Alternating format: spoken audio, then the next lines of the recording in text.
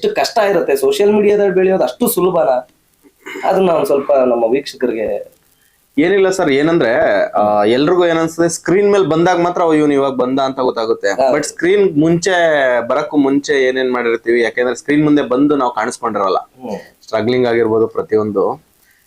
ನಾವು ಅಮೃತಾಂಜನ್ ಅನ್ನೋ ಒಂದು ಶಾರ್ಟ್ ಫಿಲಂ ಮುಖಾಂತರ ಸ್ಟಾರ್ಟ್ ಆಗಿದ್ದು ಜರ್ನಿ. ಬಟ್ ಅದಕ್ಕಿಂತ ಮುಂಚೆ ನಾವು ಬೆಂಗಳೂರಿಗೆ ಬಂದು ಒಂದು 6 ವರ್ಷ ಆಗಿದೆ ಇಲ್ಲಿವರೆಗೂ. ಅಮೃತಾಂಜನ್ಗೂ ಮುಂಚೆ ಒಂದು 2 years ಆಗಿತ್ತು. ಸೊ ಆ 2 years ಅಥವಾ ಅದಕ್ ಮುಂಚೆ ನಾವು ಅಂದ್ರೆ ಸ್ಟ್ರಗ್ಲಿಂಗ್ ಮಾಮೂಲಿ. ಅಂದ್ರೆ ನಮ್ಗೊಂದು ದಾರಿ ಬೇಕಾಗಿತ್ತು, ಬೆಂಗಳೂರಲ್ಲಿ ಹೊಸ್ತು ನಮ್ಗೆ. ಸೊ ಅವಾಗ ಶಾರ್ಟ್ ಫಿಲಂ ಮಾಡ್ಬೇಕು ಅಥವಾ ಜೂನಿಯರ್ ಆರ್ಟಿಸ್ಟ್ ಆಗಿ ಹೋಗ್ಬೇಕು, ಎಲ್ಲೋ ಒಂದು ಲಿಂಕ್ ಬೆಳೆಯುತ್ತೆ ಅನ್ನೋದಕ್ಕೋಸ್ಕರ ನಾವು ಹೋಗ್ತಾ ಇದ್ವಿ. ಸೀರಿಯಲ್ಗೆ ಜೂನಿಯರ್ ಆರ್ಟಿಸ್ಟ್ ಆಗಿ ಹೋಗ್ತಾ ಇದ್ವಿ, ಆಡಿಷನ್ಗಳಿಗೆ ಹೋಗ್ತಾ ಇದ್ವಿ. ಬಟ್ ಯಾವ್ದು ವರ್ಕೌಟ್ ಆಗ್ತಾ ಇರ್ಲಿಲ್ಲ.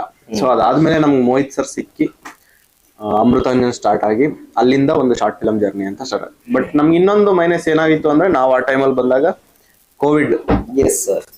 ಬಟ್ ಮೈನಸ್ ಅನ್ನೋದಕ್ಕಿಂತ ಪ್ಲಸ್ ಅಂತ ಹೇಳ್ಬೋದು ನಾವು. ಎಲ್ರು ಮೈನಸ್ ಅಂತ ಹೇಳಿದ್ರು, ಬಟ್ ನಾವ್ ಅದನ್ನ ಪ್ಲಸ್ ಅಂತಾನು ತಗೊಂಡ್ವಿ. ಯಾಕೆಂದ್ರೆ ಎಲ್ರಿಗೂ ಎಂಟರ್ಟೈನ್ಮೆಂಟ್ ಹೊಸ್ದಾಗಿ ಏನಾದ್ರು ಬೇಕಾಗಿತ್ತು.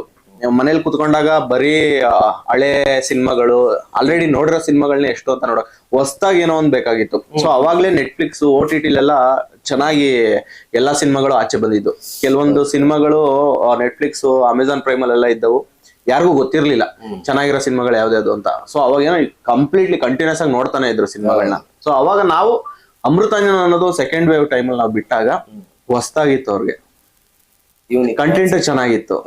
ಸೊ ಹಂಗಾಗಿ ಮನೆಗೂ ರೀಚ್ ಆಗ್ಬಿಟ್ವಿ. ಇನ್ನು ಅಲ್ಲಿಂದ ಜರ್ನಿ ಅಂತೂ ಸ್ಟಾರ್ಟ್ ಆಯ್ತು. ಅದಾದ್ಮೇಲೆ ಹಿಂದೆ ತಿರುಗಿ ನೋಡಿದ್ದು ತುಂಬಾ ಕಮ್ಮಿ. ಒಂದ್ರಿಂದೊಂದು ಬ್ಯಾಕ್ ಟು ಬ್ಯಾಕ್ ಶಾರ್ಟ್ಸ್ ಮೂವೀಸ್ಗಳನ್ನ ಒಂದು ನೀವು ಆಕ್ಟಿಂಗ್ ಮಾಡೋದ್ರಲ್ಲಿ ನಿರತರಾಗಿರ್ತೀರಿ. ಸೊ ಅದ್ರ ಬಗ್ಗೆ ಹೇಳೋದಾದ್ರೆ ಸರ್, ಅಂದ್ರೆ ಈಗ ನಾವು ಬ್ಯಾಕ್ ಟು ಬ್ಯಾಕ್ ಅಂದ್ರೆ ನಾವು ಅವಾಗ ಅಮೃತಾಂಜನ್ ಚೆನ್ನಾಗಿತ್ತು, ವೈರಲ್ ಆಯ್ತು, ಮನೆಗೆ ರೀಚ್ ಆಯ್ತು, ತುಂಬಾ ಚೆನ್ನಾಗಿ ಹಿಟ್ ಕೊಡ್ತು.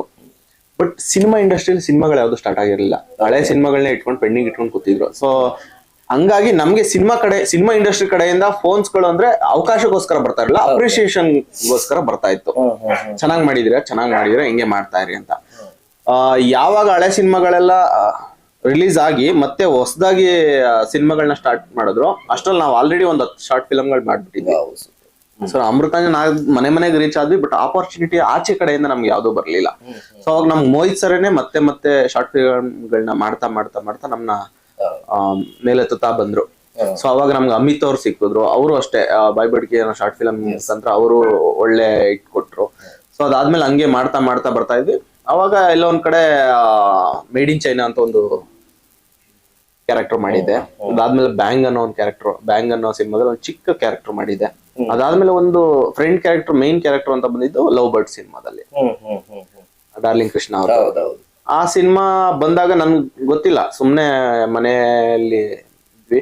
ಸುಮಾರು ಸಿನಿಮಾಗಳಿಗೆ ಹೋಗಿದ್ವಿ. ಮತ್ತೆ ಅಲ್ಲಿಂದ ನಮ್ಗೇನು ಆಡಿಷನ್ಗಳು ಯಾವ್ದು ವರ್ಕೌಟ್ ಆಗ್ತಿರ್ಲಿಲ್ಲ. ಸೊ ನಾವು ಅಮೃತಾಂಜನ್ ಆಗಿ ಒಂದು 4-5 ಶಾರ್ಟ್ ಫಿಲಂ ಆದ್ಮೇಲೆ ಆಡಿಷನ್ ಹೋಗೋದೇ ಬಿಟ್ಬಿಟ್ಟೆ. ಯಾಕೆಂದ್ರೆ ನಾನು ಯಾವ್ಯಾವ ಆಡಿಷನ್ಗೆ ಹೋಗಿದ್ದೀನಿ ಇದುವರೆಗೂ ಆ ಯಾವ ಆಡಿಷನ್ದು ಟೈಟಲ್ ಆಗ್ಲಿ ಪೋಸ್ಟರ್ ಆಗ್ಲಿ ಇವತ್ತಿಗೂ ರಿಲೀಸ್ ಆಗಿಲ್ಲ.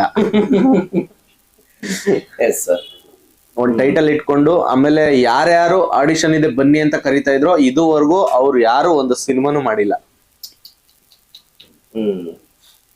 ಅಂದ್ರೆ ಅಷ್ಟು ಸ್ಟ್ರಗಲ್ ಇರುತ್ತೆ ಮಕ್ಳುಗಳು. ಅದೇನೋ ಕೆಲವೊಂದು ಏನೋ ಅವ್ರದ್ದು ಪ್ರಮೋಷನ್ಗೋಸ್ಕರನೋ ಅಥವಾ ನಾವೇನೋ ಸಿನಿಮಾ ಆಮೇಲೆ ಕೆಲವೊಬ್ರು ಆಡಿಷನ್ ಅಂತ ಮಾಡ್ತಾರಲ್ಲ, ಅದು ನನ್ಗೆ ಜೆನ್ಯೂನ್ ಅಂತ ಅನ್ಸಲ್ಲ. ಯಾಕೆಂದ್ರೆ ನೀವು ಸಡನ್ ಆಗಿ ಒಂದ್ 100 ಜನ ಕರೆದ್ಬಿಟ್ಟು ಕ್ಯೂ ನಿಲ್ಸ್ಬಿಟ್ಟು ಒಬ್ಬ ಕಲಾವಿದನ್ ನಿಲ್ಸ್ಬಿಟ್ಟು ಕ್ಯಾಮ್ರಾ ಇಟ್ಬಿಟ್ಟು ನೀನ್ ಮಾಡು, ಹಂಗ್ ಮಾಡು, ಹಿಂಗ್ ಮಾಡು. ಒಬ್ಬ ಕಲಾವಿದನ ನಮ್ಗೆ ಏನ್ ಬೇಕೋ ಅದನ್ನ ತೆಗಿಸ್ಬೇಕು ನಾವು ಅವ್ರ ಹತ್ರ. ಆಡಿಷನ್ ಅನ್ನೋ ಕಾನ್ಸೆಪ್ಟ್ ನಮ್ಗೇನು ಇವತ್ತೊಂದ್ ದಿನ ಲೈವ್ ಆಗಿ ಹೋಗಿ ಆಡಿಷನ್ ಮಾಡೋದಕ್ಕಿಂತ ಅವ್ರವರೇ ಒಂದು ಪ್ಲಾಟ್ಫಾರ್ಮ್ ನ ಕ್ರಿಯೇಟ್ ಮಾಡ್ಕೊಂಡು ಸೋಷಿಯಲ್ ಮೀಡಿಯಾದಲ್ಲಿ ಅವ್ರ ಟ್ಯಾಲೆಂಟ್ ನ ಪ್ರೂವ್ ಮಾಡ್ಕೊಳಕ್ ತುಂಬಾ ಅವಕಾಶಗಳಿದೆ. ಸೊ ಅಲ್ಲೇ ಎಕ್ಸ್ಪೋಸ್ ಮಾಡ್ಬೋದು ಏನೇ ಇದ್ರು.